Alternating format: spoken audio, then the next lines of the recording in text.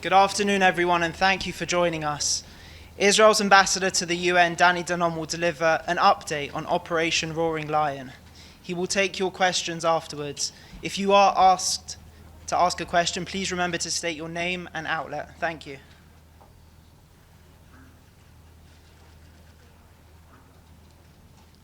Good afternoon. Sorry for the delay. The joint US-Israel operation against the Iranian regime continues. Israel and the US are acting with strength, coordination, and determination. We thank President Trump and Prime Minister Netanyahu for their steadfast leadership and moral clarity this critical moment.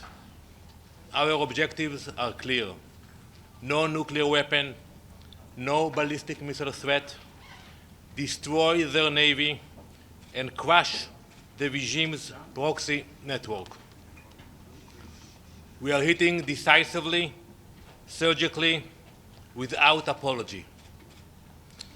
As we dismantle the regime, the Iranian leadership is lashing out in desperation.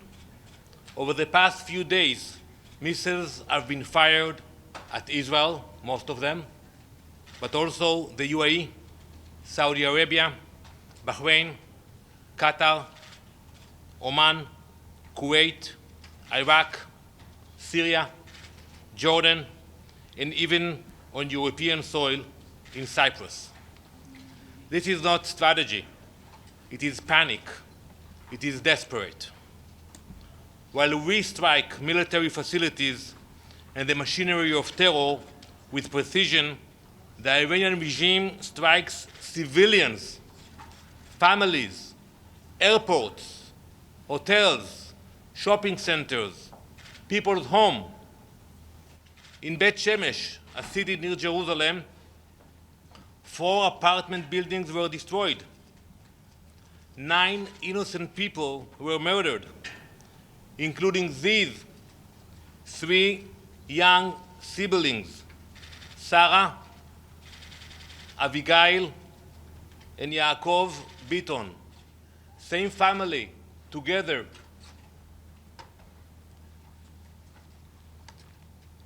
Brothers and sisters killed in their own home. Overnight, another missile struck Beersheba, injuring more innocent people. This contrast tells everything.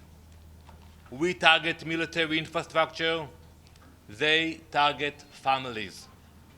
They terrorize their own people. They terrorize us. And now they are attempting to terrorize the region and the world. We honor those we have lost. Despite the sacrifice, we are determined. We will not stop until we achieve our objectives.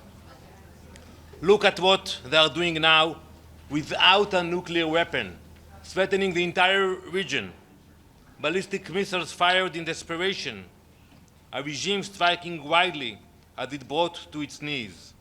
Now imagine that same regime with a nuclear capability. That is not a risk we tolerate. That is a reality we will not allow. That is why the joint operation was necessary. We do not just talk about stopping the Iranian regime, we are stopping it.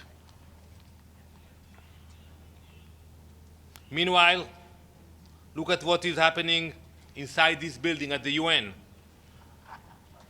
As Iranian missiles were hitting Israeli cities, the UN Secretary General's Special Representative for Children and Armed Conflict, Vanessa Frazier, she tweeted last night, condemning what she described as attacks on Iranian schools, leaving a large number of casualties, mostly children. That's from her tweet from last night. Horrible picture, indeed. She posted this graphic image where you can see families in Iran standing among rows of black body bags. I agree, it's a horrible picture. But this photograph is not from the past few days. It was actually taken at the end of January. The dead in these bags that you see were civilians killed by the Iranian regime itself, killed by the same regime now firing missiles at our cities. While this image is being circulated by a UN representative, Israeli children were being killed and injured by Iranian missiles. No tweet about them, no condemnation for them, no urgency for them. Ms. Fraser, if you wish to fulfill your mandate, condemn the Iranian attack that murdered Israeli children. But we know this is the UN. Accusations first, facts later. So I ask, where is the global urgency as this radical Islamist regime spreads its terror across the world?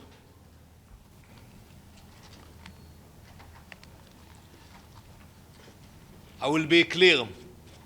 We will do whatever is necessary to protect our people, to protect our borders. Thank you very much. What about a comment on the Iranian schoolgirls who were killed in Nanib? Well, please. Please. Thank you. It's Pamela Falk from U.S. News and World Report. We heard just this morning from the U.S. that there will be several more weeks of strikes.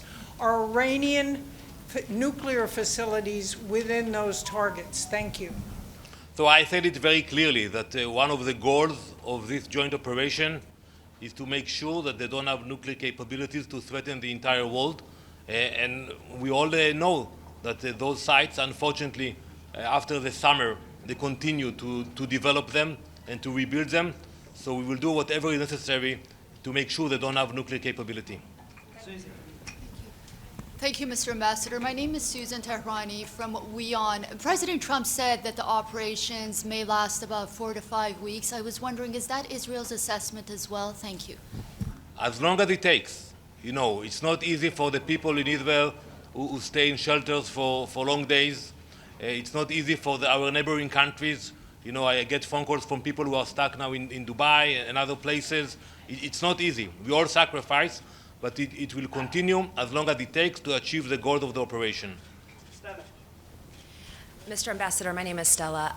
What is your message to the people of Israel who are under a psychological warfare, meaning they're not sleeping, the sirens are constantly going off, they're in and out of bomb shelters, but they're willing to take this risk because Iran, the Islamic Republic of Iran, has been a threat for so many years? You know, I speak with my family, with my mother, she's 84 years old, with my daughters, and I tell them, be strong, it will not last forever. You are making a sacrifice, but for the future of Israel, we have to do it. We have spoken about Iran for generations, and now finally, under the leadership of President Trump and Prime Minister Netanyahu, we are finally taking action. The world will be a better place, not only in Israel, in the entire region, the entire world. We have time for one more.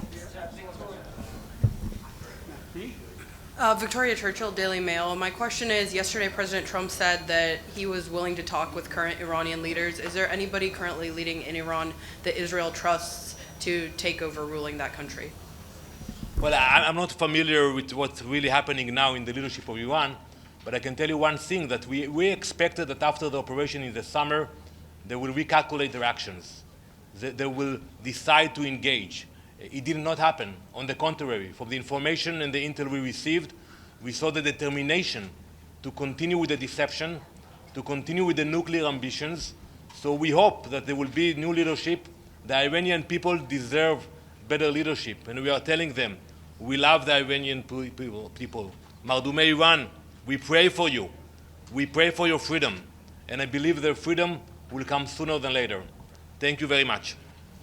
Thank you, Ambassador. What would you say about the school that was eat?